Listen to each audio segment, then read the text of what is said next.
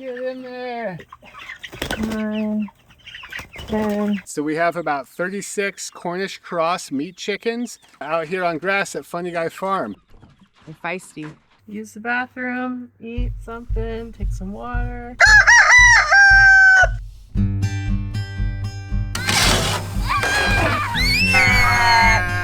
Good work, son. I think we're communicating pretty well right now. Hey, Bob, say that. Oh, you're so funny. Now what are you doing? I'm dragging Nick around. We got another batch of meat birds ready to go on the grass, so we're moving this thing up here. This is the caveman workout and the farmer workout. Look at you go. You got your boots on also? Yeah, it's wet.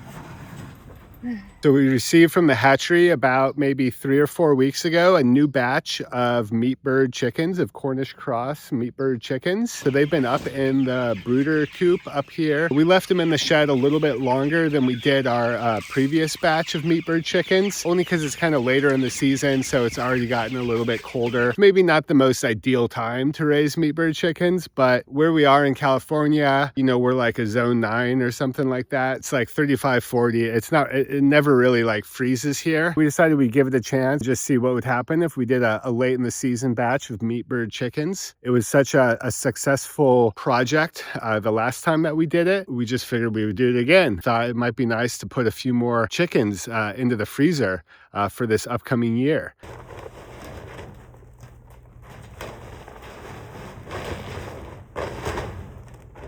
We're putting the tarp on so they have some protection from the rain and the wind. We're tarping like almost the entire tractor, whereas normally we only do like half. Yeah, in like the spring, summer, you only do half. They're so hot. The place that you want to worry about the most is at the bottom because your bird's only like this tall. So as long as you like have a skirting to keep them warm down here, that's like your #1 priority. And then this is like for the wind coming in for the drafts. But like this will do a lot, just keeping the like direct wind off of them. What's up, people?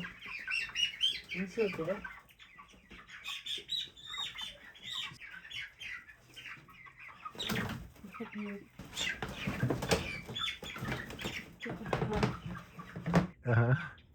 They're just chilling.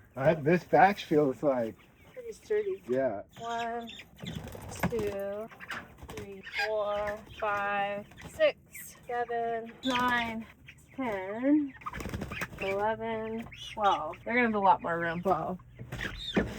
They make fancy like transport things, but we just use fruit crates. 12, 13, 14, 15, 16. Guys, go explore. 17, 18. I mean, that's half, right? 19, 20. Yeah. Already stinks like you guys in here. They were like deep sleep when I checked on them earlier. Next chicken tractor. Let's see. Okay. Well, good night, everyone. Night, people. See you in the morning. Feel free to just use the bathroom, eat something, take some water. This food's almost gone in here. I scooted it to the center. See?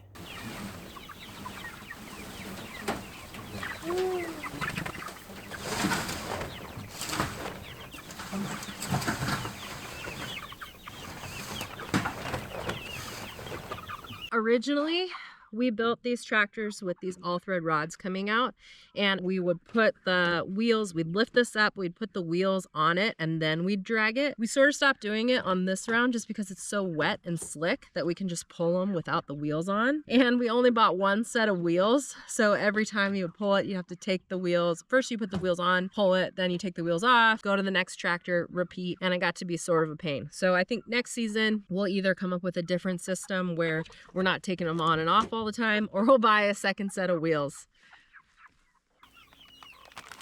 You guys gotta get them out. Hey, go back there. Go. Go.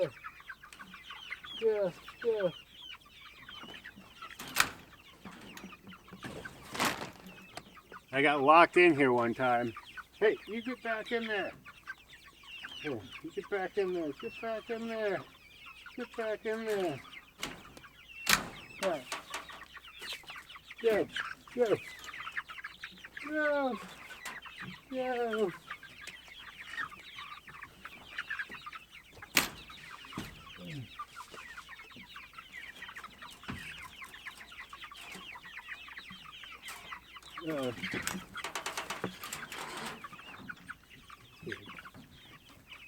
Hey, hey, no, you guys are thirsty. That's what you guys are. You guys are thirsty. Get in there.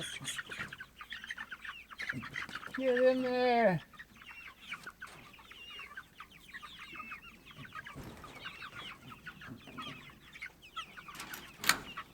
This chicken tractor system is pretty tried and true for us. Of course, there's some slight tweaks we could make, some small improvements, but at the bare minimum, when you have meat birds, you're gonna have to check on them once, maybe even twice a day, just making sure that they have food and water, that the door's closed, making sure there's no predators are coming around. So just sort of head on a swivel when you have meat chickens on the farm. Some water. Hey, come on. Come on, come on. Come on. Come on. Come on. Here you go. Here you go. Come on. Ziggy's gonna come get you. Ziggy's gonna come get you. Ziggy's gonna come get you. Okay, there you go. Oh yeah. Get out. Get out. No, no, I know you want water. I'll come back this up. Go. Get back in. Go. Hey, get back over here. Get back over here. Ah! Ah, give me this. This is mine. Ziggy, you've got a whole pile. I see 3 tennis balls right there.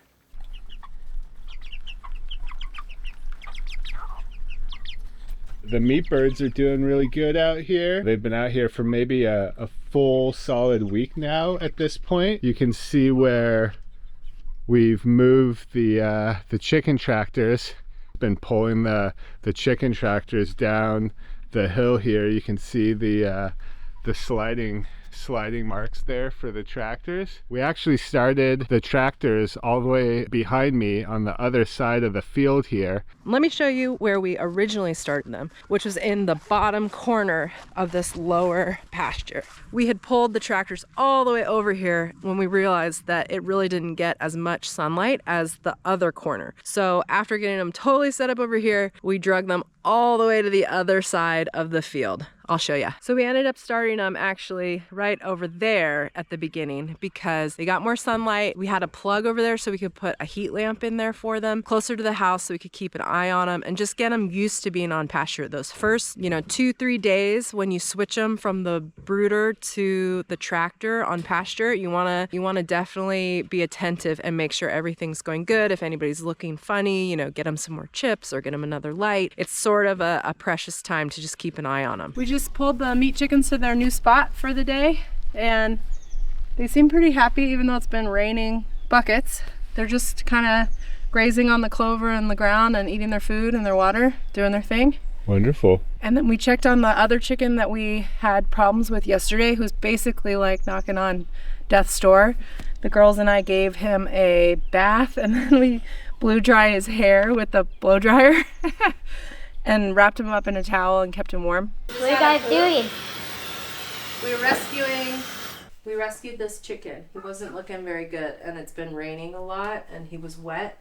So we gave him a bath, warm water, and wrapped him up in the towel. And then Phil. we blow dried his feathers. And Phil let me blow dry Yeah. his feathers. You put him back in the brooder shed Yeah, I called it the spa. just so he could warm up and recover. Yeah, because there's like a heat light that's on all the time up there.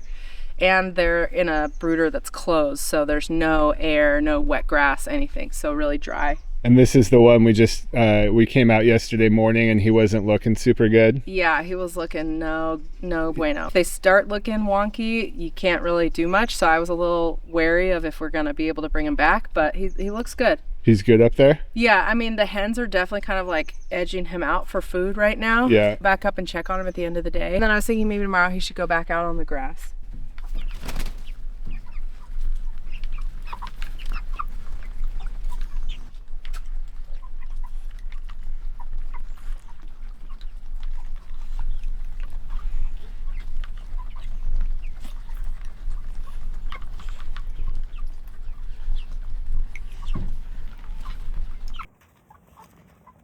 Pretty good. Good work, sisters. Watch out. Did you move this tractor yet? All right, so we get asked this question a lot. Why don't you just go to the store and buy a bird from the grocery store? Why raise meat chickens? There's two parts to the answer. The first part is, one, we raise the meat birds for food to have on our homestead, put them in the freezer. But the real reason is number two, we raise the meat birds to show our kids, one, where their food comes from, and two, to build a love and respect for taking care of animals. Finny, what do you got? Rocky. Hard rock? Yeah. All right, you taking her back to the coop? You can see just when Finn and Sunny come out and they want to play with the chickens and they want to take care of them and they want to feed them, how much they're really caring for the animals. It teaches them to just love and have an appreciation for a living thing. Hey, Finny, what are you doing? Watching the chickens. Watching the chickens? Yeah. Who let them out into the yard here? I did. All right, you want to do some chicken work with me? Yeah. Will you do some filming? Will you film me? I'm going to feed the chickens. Yeah. Hey, Finn, let's do some chicken work. Alright. You ready to feed and water the chickens with me? Yeah. Chickens. I brought you some more water. I moved the chicken tractors forward into a new spot here about an hour or so ago. Just giving them a little bit more food and water right now. I feel like these guys really enjoy fresh grass and pasture in ways that our last batch of meat birds didn't. They're eating most of the food we're giving them. We're keeping their food filled up throughout the day, but there's still a little bit in here from yesterday. So we're definitely giving them way more food than last time. Not an obscene amount. We're just keeping this trough here filled. But I notice when I fill it up every day and I move them onto new grass, they usually go after the new grass first instead of flocking to the food. Normally they go straight to the food, or at least that's been my experience in the past. So right now in our pasture, it is a literal green buffet for these chickens. There's so much yummy things in here. Specifically this clover. It is packed with protein. It's tender, it's sweet, and the chickens, they love it. They'll eat it all day long.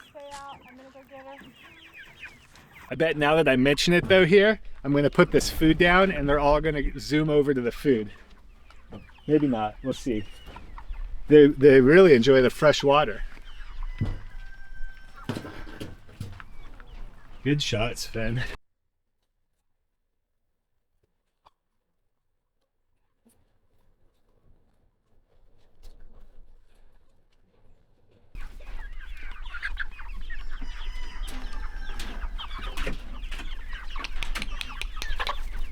Hey, get in there. Get in the chicken tractors. Good work. Good job. Nice, great work. Okay, let's shut that one and let the other people out. Freedom! Freedom! Wow. Just started to rain on us. Okay, let's get these guys fed and watered and then let's get them back in there and go do some other work, okay? Okay, you put that in the trough in there.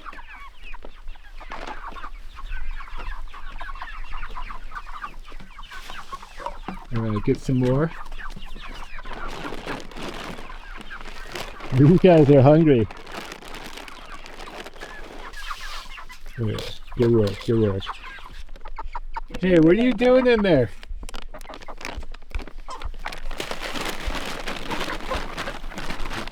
Look at this guy's eating.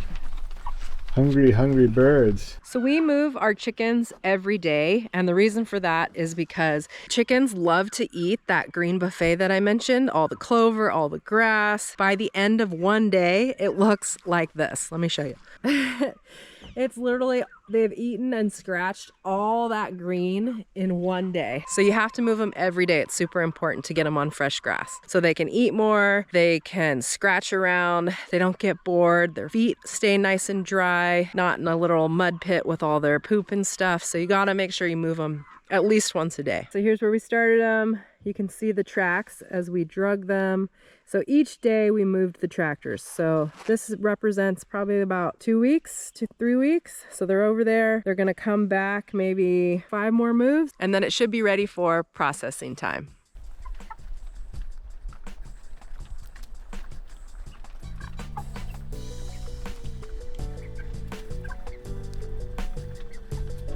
Thanks for watching. We'll see you on the next one. And don't forget, stay tuned for part 3, where we go over processing and butchering of these meat birds. See ya. Thanks for watching. Don't forget to like and subscribe if you haven't already. See you soon.